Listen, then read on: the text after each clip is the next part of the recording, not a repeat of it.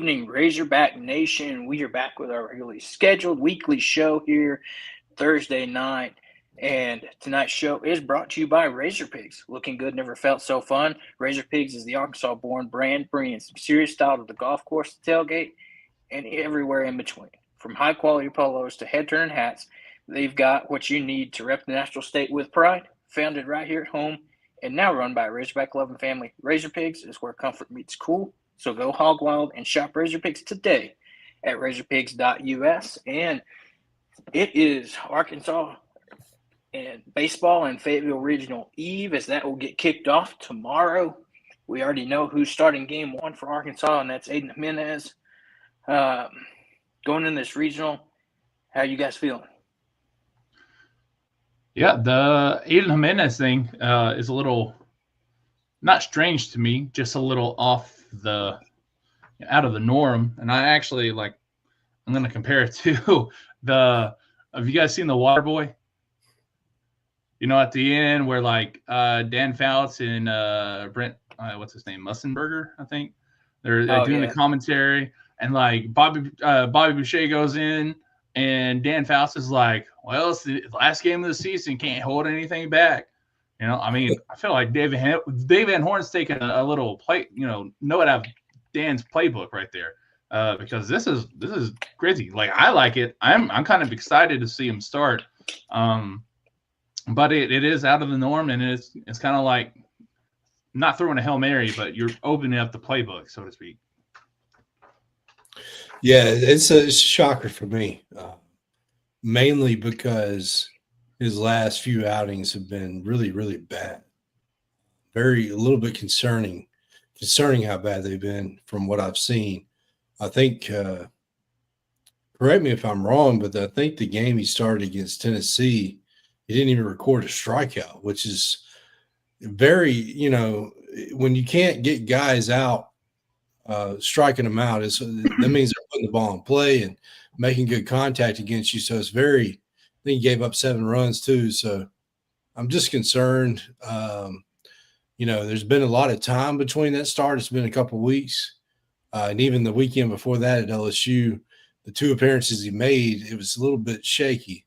So hopefully with the rest that we've had, it's a different outcome this time. And, don't get me wrong. We're not playing LSU or Tennessee. We're playing probably statistically the worst offense in the whole regional field.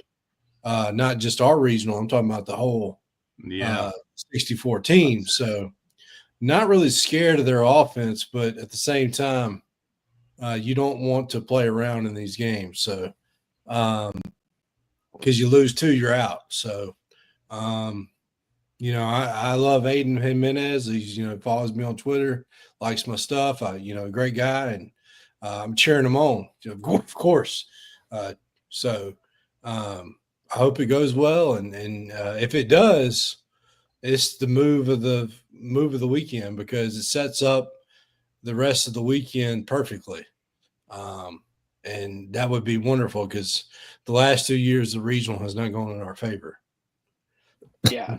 So kind of looking at those stats you mentioned, so against Tennessee, he went 2 1/3, allowed 7 hits, 4 runs, and all those runs, no strikeouts, no walks. So, barely goes, a little over 2 innings.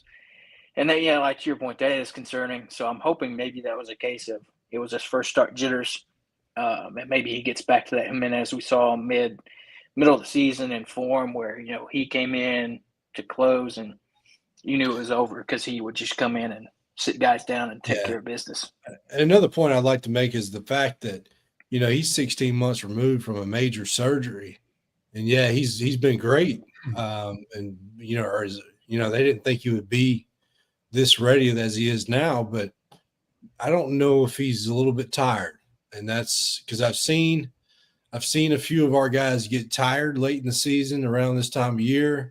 And they're not the same pitcher. It's happened to Brady Tiger. It's happened to Will McIntyre. That's just a little concern for me. But hopefully, if he doesn't do well, we have a short lease, which he mentioned in the press conference today that that would be the case because there's no time for error in these tournaments.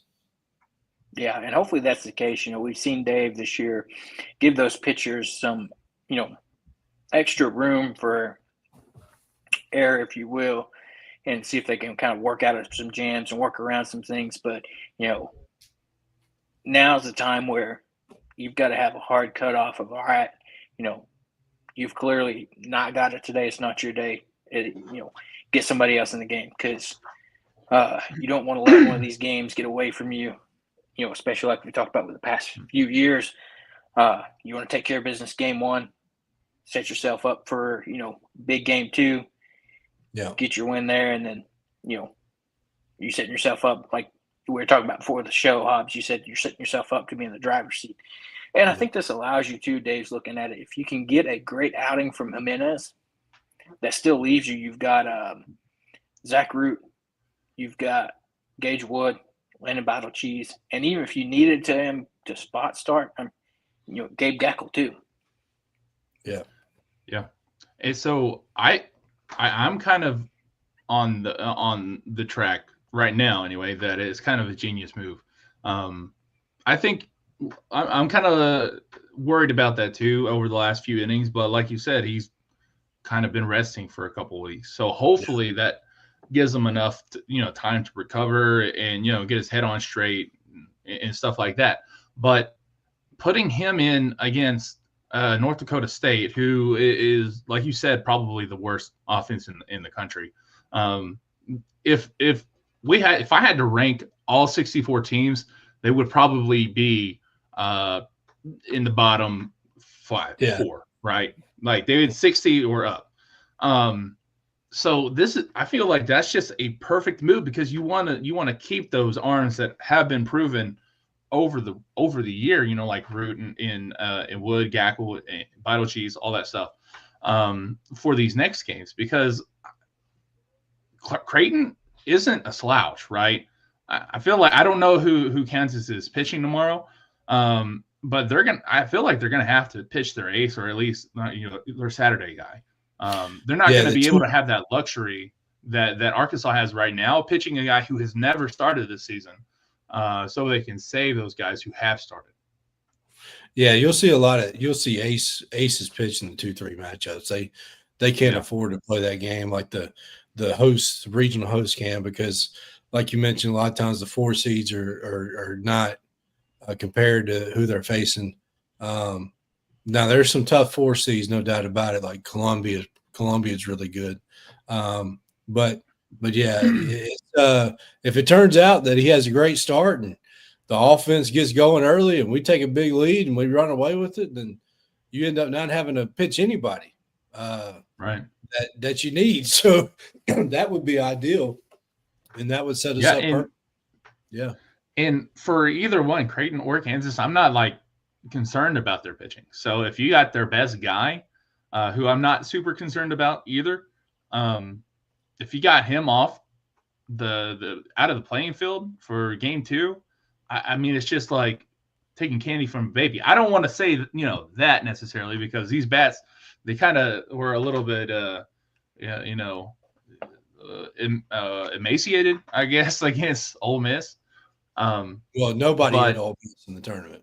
Well, that's true too, but still, I don't know. I just have a feeling that this was a good move, putting somebody that hasn't started out there who is a starter quality type person like Jimenez.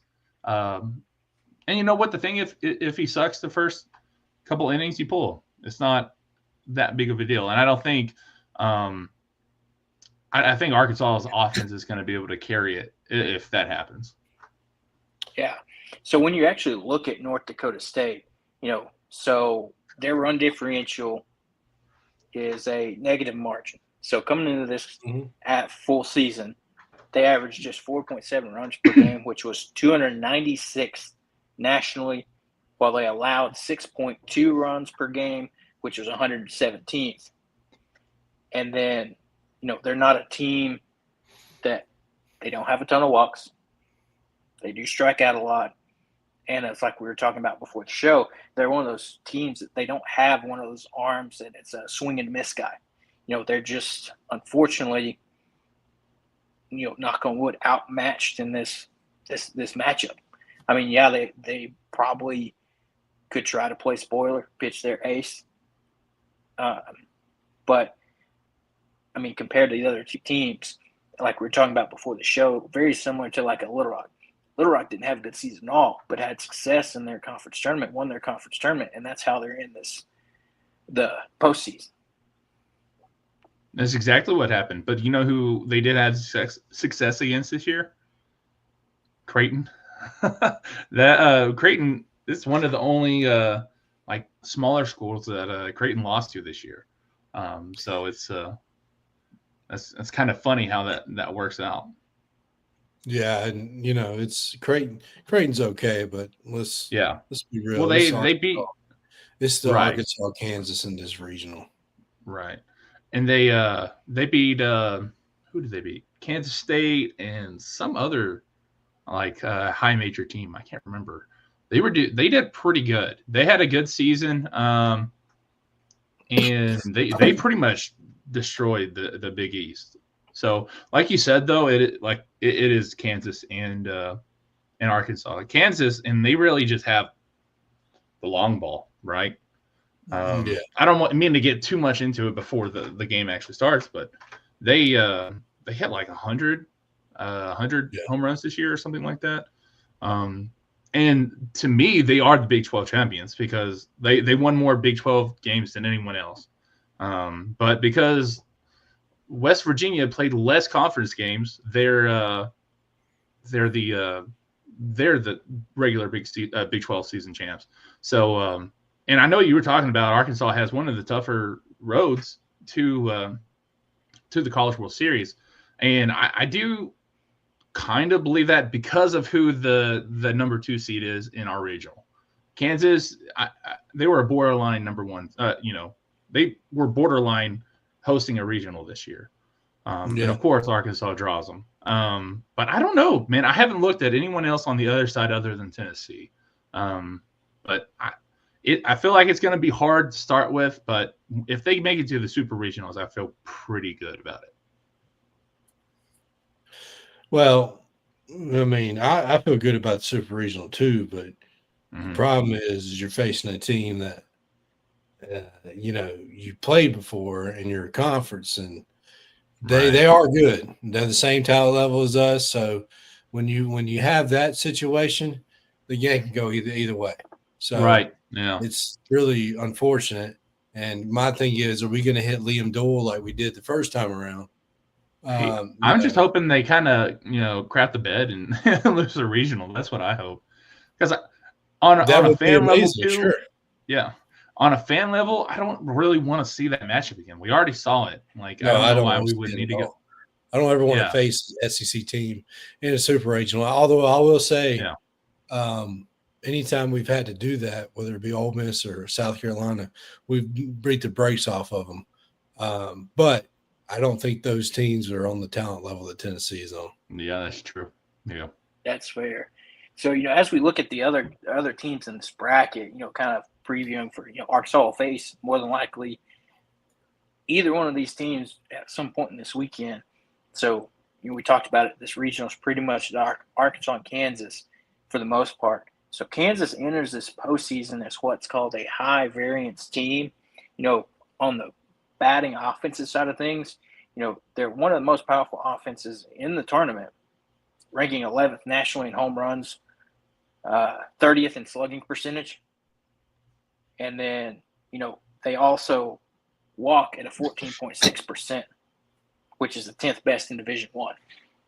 So they have the offensive ability to keep up with most people. But where the concern comes in for Kansas is where kind of you see depth and kind of the opposite for Arkansas for the most part. And that's on the mound. Kansas ranks outside the top 90 nationally in ERAs with 5.02. Their strikeout rate is 20.5%. And its strikeout to walk percentage is just 9.9. So, they don't have a ton of talent on the mound. I mean, the key thing you said earlier, Austin, was they had success in Big 12 play. Yeah. If we're being honest, between all the different conferences with baseball, you've got SEC and ACC baseball that are up there towards the top. And then after that, it kind of starts to drop off. Yeah, I still think like the top of the Big 12 is good. I mean, we've seen that the last couple seasons. We've let TCU and Kansas State come in here and beat us. And you can't forget about Oklahoma State either. Well, that's true. And Oklahoma State, they're kind of, I feel like they're not necessarily on the level of us, but they're one of those like year in and year out going to be a good baseball team. Kansas, it doesn't really, ring that way with me. Good. Yeah. They're really only good in basketball, like year in and year out. Yeah. So I'm right there with you. The Big 12, it's hard for me to talk bad about them when I've watched two Big 12 teams win on our own field the last 2 years. But, anybody that keeps talking about the last 2 years, we really beat ourselves. And Dave Van Horn explained that in the press conference today. Hey, look, they were up 8-1. We were up 8-1 in the first game last year. And then we just started in the fifth inning. We started walking. Pitcher just started walking people. Walked the bases loaded. All of a sudden, it's tied 8-8. Then you got to burn good pitchers. Then our offense scores 8 more runs. And then by that point, we've already burned some good pitchers. And then when you have your ace pitcher pitch the next game, and you have a 5-2 lead. Let's not forget we had a 5-2 lead in the middle innings. And your ace pitcher gives up a 3-run shot that he doesn't do, hadn't done since it was freezing cold on opening day. Your ace pitcher that was a top 5 pick in the MLB draft. It ain't just a random pitcher, So it was just an odd thing. Really beat ourselves. And at that point, the team was deflated and out of pitching because they didn't have the bullpen that we have this year. So if we like I've been saying, if we win those first 2 games, I think everybody else is going to be out of pitching by the time they face us in the regional final championship game on Sunday night. And at that point, we just blow the doors off with our offense. So just got to win the first 2 games. Yeah. Well, and then so you turn the page and look at Creighton. Their team that, middle of the road team that, their numbers don't jump off the page at you. You look at their offensive numbers, they're 89th in scoring, 121st in batting average, 167th in slugging. They avoid strikeouts, 18.2%, walk 12.2%. And then if you look at their pitching, they entered the tournament with a 4.0 ERA, which is good for 15th in the nation. They have a 1.39 whip rate, which is in the top 50. Their strikeout to walk numbers aren't crazy. Like, they don't just wow you. But they can manage contact well and avoid those big innings. But that goes back to, they played in the Big East. Have they seen anybody at the talent level of Arkansas SEC baseball? More than likely not. So that's where, especially a team like this, like we're talking about, these teams are good in their own right. But it all goes back to, there's been some hype videos out there. If Arkansas is playing up to the potential that we've seen this year, think the weekend against Texas when we swept, what we did against Tennessee, where these bats are, balls are flying off the bat. It's going to be a nice day tomorrow. If things are all clicking, it's like a lot of these national media say, this Arkansas team's probably the best team in the field. Yeah, Dave Van Horn keeps talking about, hey, we can tell the guys, this Tennessee, that Tennessee, game plan for this, game plan for that. But at the end of the day, if we do what we're capable of and not beat ourselves, then we're going to win. And that's all really it is. And Creighton, they do have a good pitching. That's really the strength of their team. But like you said, they've been playing in the Big East. they're about to face two. If they win the first game, they would face two top 10 home run hitting teams in the country. So good luck when you haven't faced lineups like that. So, and my thing is, pitching's great, and we're going to need good pitching. But what I've seen in these regionals in Arkansas, when the weather's warm, which looks like a good weekend for weather-wise, we won't have that in play. When the weather's good and warm, that ball flies. So you're going to need some offense in this regional. That's why I think Creighton, it's all cool and all, but when you can't score, it's going to be hard to keep up with these teams. Yeah, and if I think about it the past 2 years, Arkansas's had some weather concerns these past two regionals that they've hosted as well, which hasn't helped any. But, like we said, we're in for a nice weekend. The only sucky part about this weekend is that Arkansas plays at 3 o'clock tomorrow instead of later in the day when you can have more fan attendance compared to, some people that, can't afford to take off work or, leave work early to get to the ballpark and whatnot. Honestly, I understand that frustration, but when you look at most of the country, pretty much all the 1 seeds are playing early. A few of them are playing later, but and another thing is this game should be over by the 5th inning. It should be. We should not have a problem with this team. I certainly hope not. Yeah, because if you look at it, the number of run rule games Arkansas's had, against teams very similar to North Dakota State. Yes, I get it's the postseason. It's a little bit different. North Dakota State made it to the postseason, but still at the end of the day, that doesn't take away from, how their season is, the quality and level of play that they faced and that they have. It's just, to Hobbs' point, this should be very similar to a lot of games Arkansas had this year where you get to that 4th, 5th inning, you're up. And then, think about 8, 9 runs. I know you need to talk also, but think about this. If it's 5 o'clock tomorrow and we just beat the brakes off of North Dakota State, you're going to be really excited to get it off work and being like, damn, I got a really cool game to go watch Saturday night. Well, here's the thing. So, okay, a little bit about my work. Part of it, my real work, right, my day job. Part of it is there's this gate that goes into our truck yard that we have to watch. And for some reason, we still watch it. And I hate it. Anyway, it's a 70-inch TV, like 7-8 feet away from me, like right in front of me. And don't tell my boss's boss, but we take what do you call it? ESPN, and we drag over and we put it in front of it and we just listen for the sounds. And then whenever they come up to the yard, then we open the gate for them. But we go and watch this game tomorrow. Don't even fret about that. But yeah, no, Saturday, if they win that, it's gonna be a really cool game between Arkansas and Kansas. I feel it's gonna be a lot of runs scored. I feel, especially the Arkansas side, or at least hoping from the Arkansas side. But I feel like it's gonna be offensive packed for sure. Yeah, 100%. So, I can't wait for tomorrow to get here. Let's get this postseason rolling. See what Jimenez comes out and does. And tomorrow, by the way, is the best day of the year. It's not Christmas. It's not March Madness. It's tomorrow. So squeeze play on ESPN Plus is amazing. It's so much fun to watch. Yeah.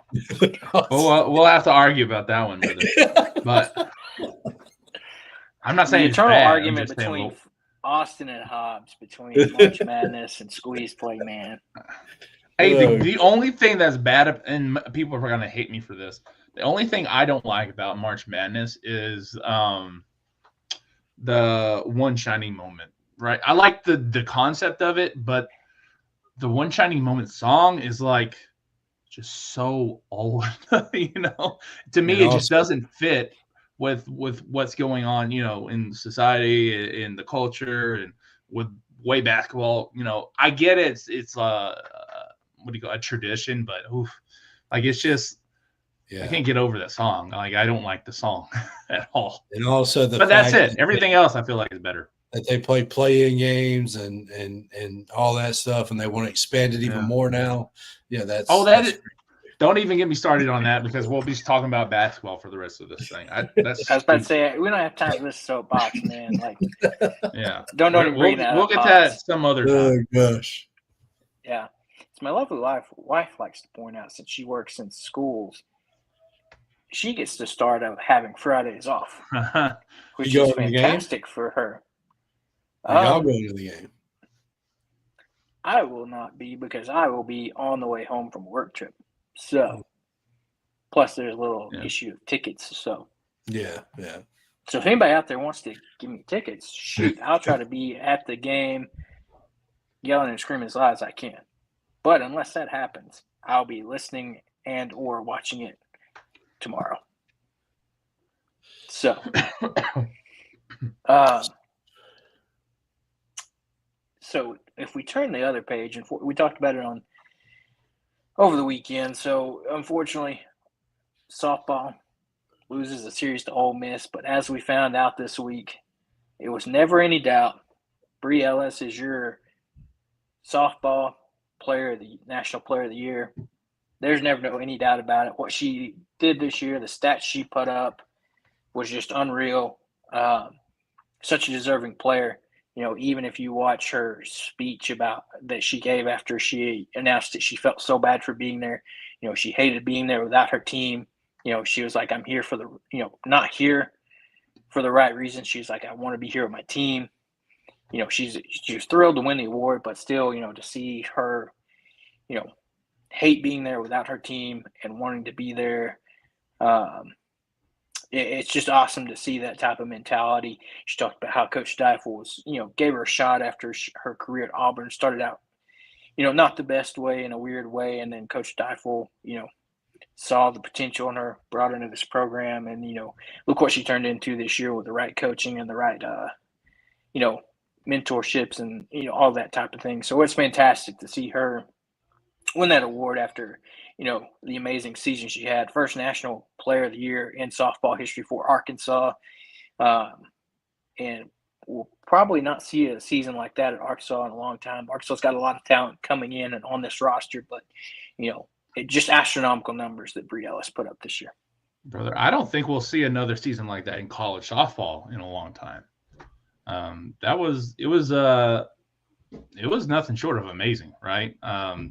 Just all around great. And it sucks that the last few games of the season just kind of like she just couldn't connect, you know, in those last couple of games in the regional and in the super regional, you know, which, I mean, that happens. It's just it hadn't happened for this year. Not yet. And of course, I mean, if it's going to happen, it's going to happen in the most inopportune time because it's the Arkansas Razorbacks. But it's nothing like, it doesn't take away anything what she did this year, which was absolutely just incredible stuff. Yeah, I mean, it was not a doubt that she would win it. So good thing that it wasn't taken from her like another great football player we had before that didn't get his trophy either. So talk about another soapbox. Jeez, Hobbs, come on. I just think about things that you can compare it to, but luckily she did get it. Yeah. You know, it's very frustrating. It's like my wife makes the point here. You know, like you said, Austin, not a lot of opportunities towards the end of the year. It's hard for her to make connections with the ball whenever 90% of the time she walks up the plate. Oh, they're throwing outside 4 balls, take your base. Yeah, I mean, and that's just like one of the most ultimate signs of respect. And you know, they're against Ole Miss though. I can't remember her name. Shoot. The last pitcher, the one that really won the game for them. I think it was Leah Brentford. Yeah, Brentford. She did good, and she didn't shy away from Bri Ellis either. And Bri Ellis, you know, her last at bat at Arkansas is a strikeout, which it's just insane to think about. No, her last at bat, she got on base. She got on base? I swore in the it was seventh inning. She was the last. Okay, maybe it was.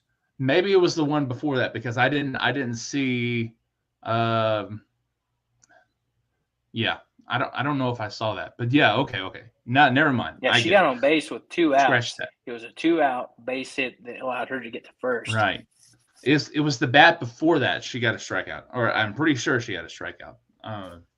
The at bat before that, and Brentford did good. I mean, Arkansas had she retired like 12 Arkansas batters in a row, and then that walk in the 7th, and then the next batter was struck out. So she won that game for him, and hats off to her. But yeah, it was just. And and that was the smart thing on Ole Miss's coaching staff. They went to their senior, their experience. They said, "Hey, all right, go out there and win this game." And so, that's what she did. Unfortunately for Arkansas, but glad to see Bri Ellis getting the recognition that she deserves after, such a year she had. Like you said, it shows mad respect on how the last month of the season, she hardly ever got to bat because, she showed what she could do. The one time she does get to bat in the SEC tournament, she hits a grand slam over the wall after being walked that entire game. But then you have bases loaded and you don't have any other choice. You either walk her to lose the game or you take your risk it and you have to pitch to her, and she still made you pay. So, I mean, like you said, that's the ultimate respect of a hitter that, of her caliber, to see that happen. So, she got a few days off, whatever you want to consider off. And then I saw today was the Athletes Unlimited softball media day where she was in uniform for the Talons. As we know, she went number 2 overall, getting ready to start training and get ready for her debut in the Athletes Unlimited softball league. So, you haven't seen the end of Bri Ellis in softball. It's just the end of Bri Ellis in an Arkansas jersey, unfortunately. So, get out there, watch some Athletes Unlimited softball, watch Bri Ellis, and, you still get to watch some of those Bri bombs. But I saw in a video she had where she was talking about how, she's going to have to, quote unquote, relearn how to hit the ball because the past month she hadn't really got to hit due to all those walks that other teams. Yeah. And, the thing is, that was probably one of the most Hogs gonna hog moment in recent memory, because it's just everything that could go wrong did go wrong in that super regional. You start off with your 2 best pitchers getting food poisoning. I mean, boycott torches. What the heck? And like the hog gonna hog thing, that doesn't have anything to do with like their performance. That's just kind of like the unofficial name of the curse that Arkansas athletics has. It's just Hogs gonna hog, So are they roommates and just ate the same ate the same food the night before? I have no idea. I don't know. Lord, man, that's crazy. Yeah. And they still pitched quite a Robin bit. Aaron still pitched 2 innings that day that she was sick. Burnham didn't even warm up. And then, the next day, Peyton Burnham comes in and just has an absolute game. And the thing is, Arkansas wasn't that far away from winning that game either. They left like 15 batters on base, right? 7 innings, loaded 15 batters. Times. Bases twice they went 0 for on bases loaded. So they were just so close, and they still only lost by 2 runs. So they were this close to winning that super regional. If they would have had, a little bit more clutch hitting or a little bit better pitching, they would have won that regional in the first game. But it is what it is. Yeah, and unfortunately that's the case. Be interested to see come back next year. Coach Deifel's going to restock this, cupboard per se. She's going to go out and attack the portal. She's got another talented class coming in. Those talented freshmen this year. You're only losing really 3 players from this roster unless anybody decides to transfer. But I don't know why you would after the type of success Arkansas's had. You just got to get that right combination out of the hump. But you're losing Bri Ellis, you're losing Courtney Day, and then you're losing Reagan Kramer. Other than that, you should retain everybody else on that roster. So get a few pieces to fill a few holes. You get Robin Herron back next year. You get Peyton Burnham back next year with a full year of experience. That pitching staff should be, almost as elite as you can get with a senior and then a sophomore that had a heck of a freshman year. Yeah. I don't know, but freaking, what's her name? Why can't I think of her name? The pitcher, the freshman. I think you were talking about her. Peyton Burnham. Dude, like, she can throw the ball, and she really came, clutch down the stretch too. So, like, you can see her, like, starting to really get it as the season went on. So I can only imagine that she's going to just jump up even more going into her sophomore year, which will be really cool for Arkansas. And it's in a sport that, most of these girls are going to play all 4 years. So you're probably going to have her for 3 more years. Right. And that's the one thing that's different about softball, that, you get to see a full college career out of it compared to, your baseballs, your basketballs, your footballs, where, I'd love to see the athletes on limited softball growing, but, the fact that you get to see a lot of these softball players at their respective universities 3 to 4 years where they can really develop and, really show how talented they are, it's awesome. So, I'll be interested to see preseason, what next year looks like, but I have high hopes for another good season with Coach Deifel and the Lady Razorback softball team. So we'll jump over, to Hobbs' point he likes to make. It is baseball season, but we got to talk some Arkansas basketball here for a few minutes. As we got big news this week as Carter Knox is coming back to Arkansas for his sophomore year. A guy that, depending on what draft site and mock draft you look at, had him going pretty high. Some had him not as high, but apparently he got the intel enough that he decided he wanted to come back and develop another year at Arkansas under Coach Cal. And as an Arkansas fan, I'm ecstatic to see him coming back. He's a guy that really came on down the stretch where Arkansas came in clutch late in the season in those tournament games. And I think he has a guy that potentially could be SEC Player of the Year caliber, with just the type of player he is. He's got the perfect body size, body type. He gets off season to work at strength and conditioning. That freshman to sophomore year jump, he works on that 3-point shot a little bit more. He's got the athletic ability to drive downhill at you. He could be a scary player for Arkansas next year potentially. Yeah, I mean, Go ahead. I was just going to say, I made this point before, but he was the best player down the stretch. So to have him back is huge, especially with a team, which I know we got different guys coming in, but with a team that struggles shooting the ball behind the arc, he was the best one down the stretch. And, my point was, if he would have gotten the ball a little bit more in the Texas Tech game, we win the game. So I just think that this is huge. It sets us up for we were already going to be a top team in the country, as long as we don't start 0-5 in the SEC again. But, this really puts us as one of the best teams in the country. Yeah, the only thing that would have been better if, Matt Norlander would have been right and Duthero comes back. But, I mean, they have a good roster, a really, really good roster. I'm worried about them sticking with, was it 10 guys right now? Instead of doing 13. It's better than 9, but still, I'm a little worried about it, especially the big situation, because we only got really two physical inside the paint type bigs. And if they get into foul trouble, you're going to kind of see what we did last year. And it just, I don't know. I'm a little worried about that.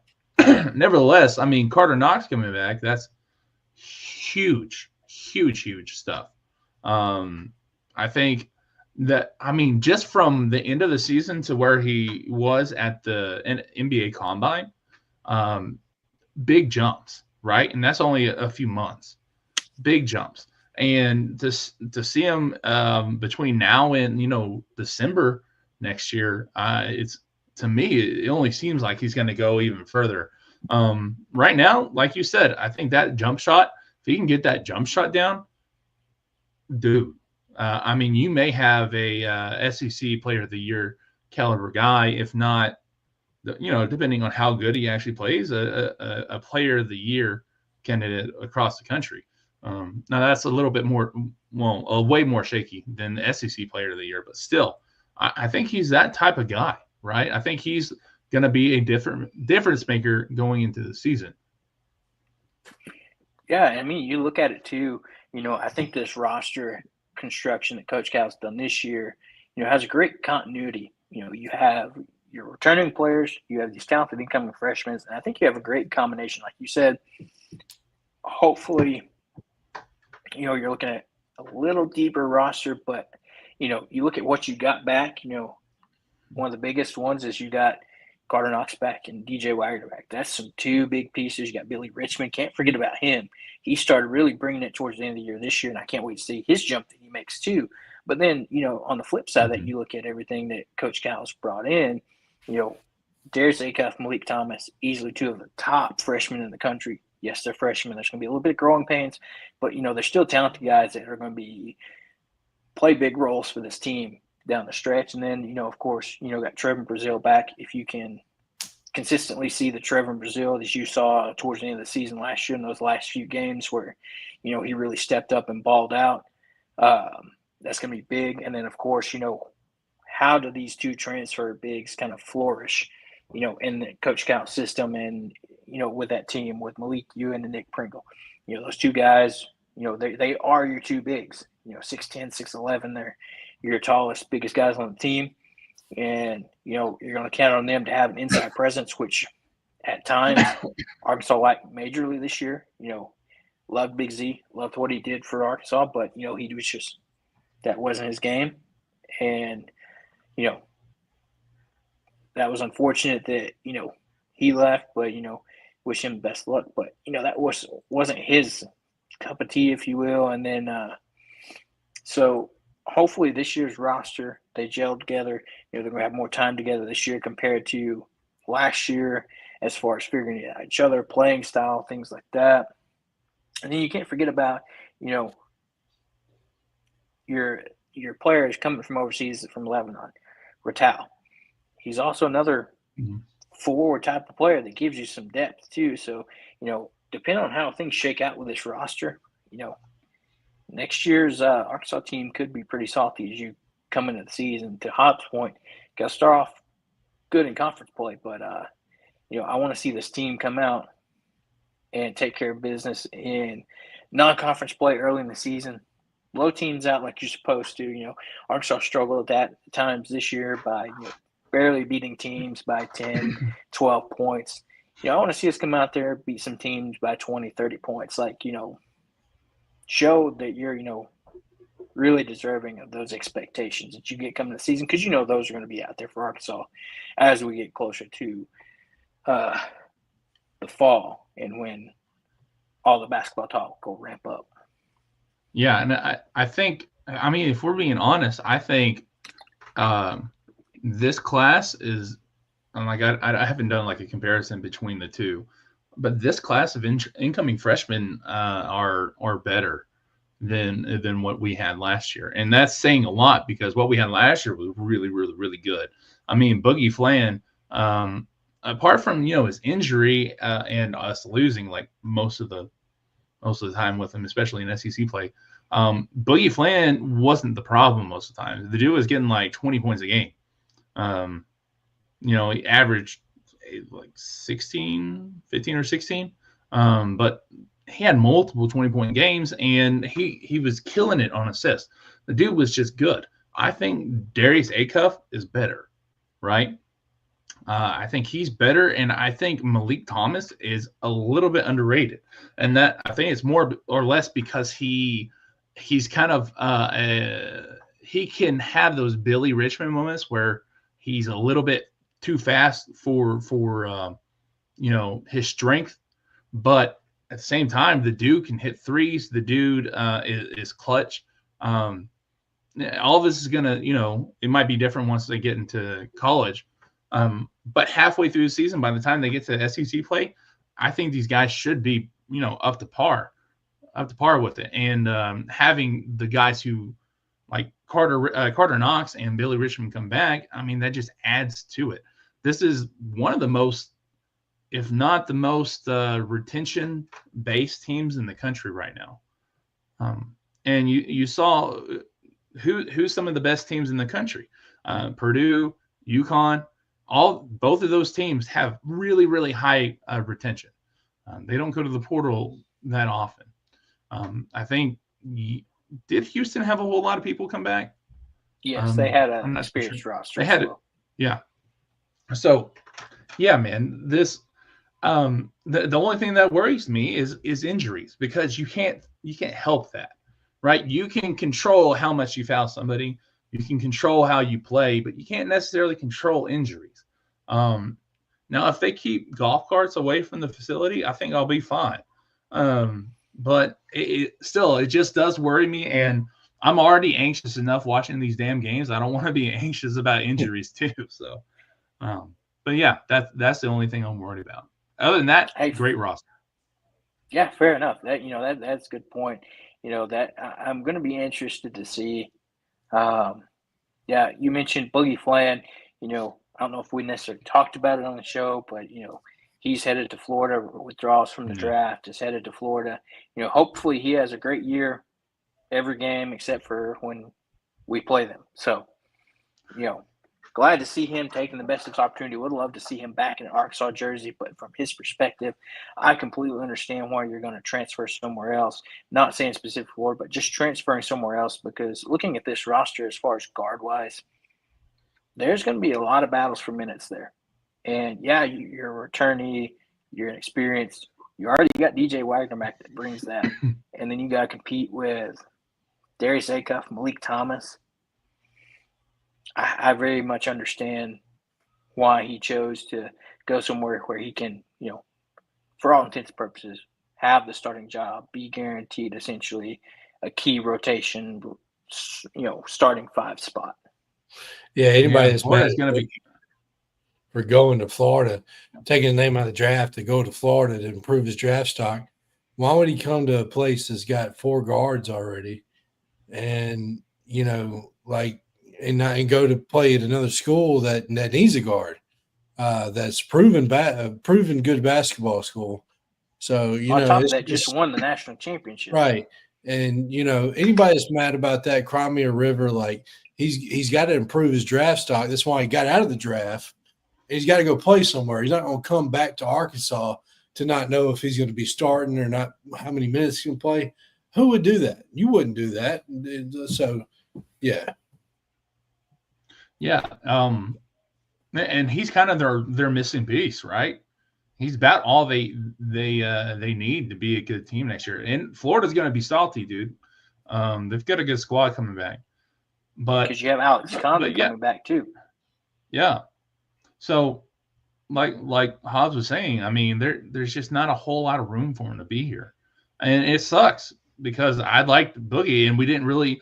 He was like almost Nick Smith in the way that we didn't really get to experience how good he could be, and it sucks. I mean, that plus I'm pretty sure he got a pretty good bag to go to Florida too. Not $7 million, but no, that's what I was about to say. Not near what was quote unquote projected from some of the national media, but I saw where I think they said his deal was probably a little north of $2 million, but like you said, not anything crazy like $7 million. Yeah, and the thing, I mean, they make if you drop out of the first round, you're gonna go less than $2 million. So I mean, just monetarily, it made sense for him to come back because he is a high first round talent that just had bad luck this season. So makes total sense to come back, and it makes total sense to go to Florida. So, like, hats off to him. Go get paid. Go do your stuff. But I hope you suck whenever you play Arkansas. Exactly. It's like we saw flashes of Boogie Flan, but to your point, we never got the full experience due to that injury, and that does suck. But like you said, best of luck to him at Florida. All your games except for when you play Arkansas, and go have a great year and get drafted high next year. Like we all know you have the potential. And as we hinted around, as you all know, it came out. That Adutio is staying in the draft. I mean, I think that was for between all three of those guys, the one that you had the most confidence in that was going to stay in the draft between him, Boogie, and Carter. So, best of luck to him. I'm interested to see where he goes, what team takes a chance on him. He's got all the potential in the world, the talent's there, the body, the physicality. He's got all the tools to be a key player in the NBA. It's just hopefully he doesn't have to deal with any health issues like he did toward his end of his season here at Arkansas. So, best of luck to him as the draft rolls around here before you know it. So it's going to be fun to watch him, yet another, hog in the NBA. Not to mention, hey, Jalen Williams, Isaiah Joe going to the NBA Finals. OKC. Hey, best of luck to those guys. Love to see those guys having success in the pros after what they did for Arkansas. Fun guys to watch. They just make watching them, fun and awesome to watch. Yeah, and they've not necessarily in the postseason, but they've been a pretty good part. Not key part necessarily, but a very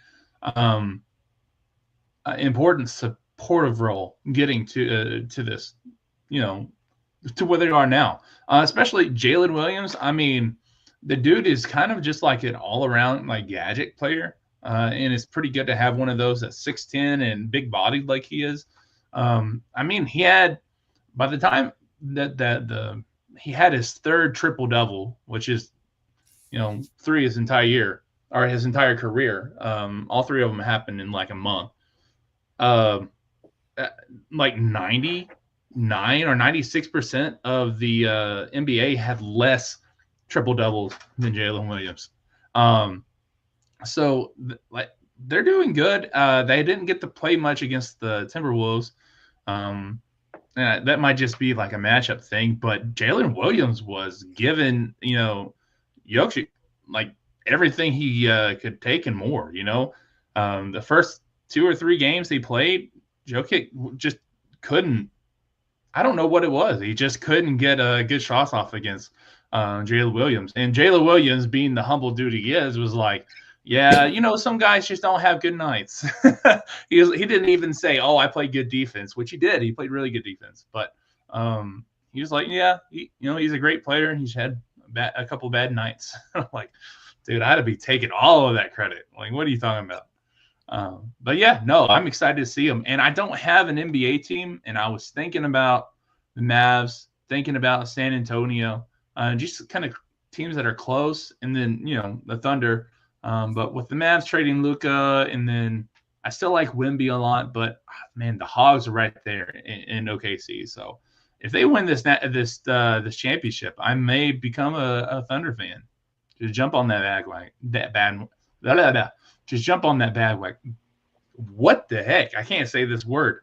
Bandwagon. There you go. Hey, look at it one way too. If you wanted to be a Mavs fan, you're getting Cooper Flag. So you start out with that. I don't care. I'd rather watch Wemby than Cooper Flag. I'll be honest with you. Hey, that's fair. You can watch your worst team play. That's fine.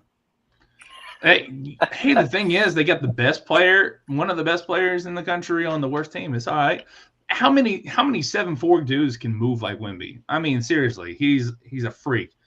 And if they get hurt at some point, he's bound to get hurt at some point. That's not natural. It isn't natural. But if they get a good I watched staff around him, or whatever he was, barely be able to move on our team, and it's like you see him move, it's like, I don't want to say that. Bro, I don't know what you're talking about. What's his name? We've Big had two Z of them. can move. Big Z was okay. All right. We're not gonna go into this, but Big Z is nowhere what Connor Vanover was. Okay, like no, Big Z can move. Did you not watch that Alabama game I mean, where at he least we like had Stephen complete? Hill catch alley oops and stuff and just ball out. Do you not remember the Alabama game where he was guarded by Grant Nelson and he like stepped back like 7 feet into the 3-point line and shot a jumper? Do you not remember that? I remember him just knocking down every three there was in the non-conference games, and then he had that one against Alabama, and then I also watched a lot of games where he just disappeared, and I'm like, what like you just gonna show me somebody different? Hey, you're moving the goalpost now. I'm talking about the way the dude can move, okay? Oh man, he's still good. I'm gonna be excited to see him and his brother play at Illinois. Yeah, that is an interesting combination. That will be interesting. I feel like it's gonna be like how Michigan was last year with those. They played two bigs like with that. The Lloyd brothers. Yeah, but basketball. Hopefully, they're not as good as the Lloyd brothers, but yeah, that's gonna be interesting to see that dynamic with both those guys on the same team. So it's going to be interesting to see. But as we kind of get ready to wrap up here tomorrow, quick update for you guys. With over 2.5 minutes left in the third quarter, the Knicks are up 82-64 on Indiana, where Indiana does lead that series 3-1. So you could potentially know who the Thunder and the former Pro Hogs or the Pro Hogs are going to play by the end of the night. So we'll see that. But as we get ready to wrap up and regional starts tomorrow, anything you guys got before we decide to get out of here? No, man. Just whoop big. Yeah. Yeah, baseball weekend. Hopefully it goes our way. Exactly. So Arkansas first pitch, 3 o'clock tomorrow.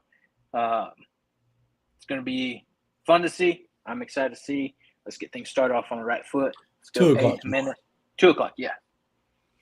2 o'clock, Aiden Jimenez. Let's get started on the right foot. Great pitching outing from him. And let's take care of business. So we're going to get out of here. But before we go, don't forget to like and subscribe to the show on YouTube, Apple Podcasts, Spotify, anywhere you find your podcast. Make sure to hit that bell anytime That way anytime we go live. And we'll be right back here on Sunday recapping the Fayetteville Regional and anything else that happens in Razorback Nation over the weekend. So with that, we can get out of here. Everybody have a great weekend. Enjoy some Arkansas baseball.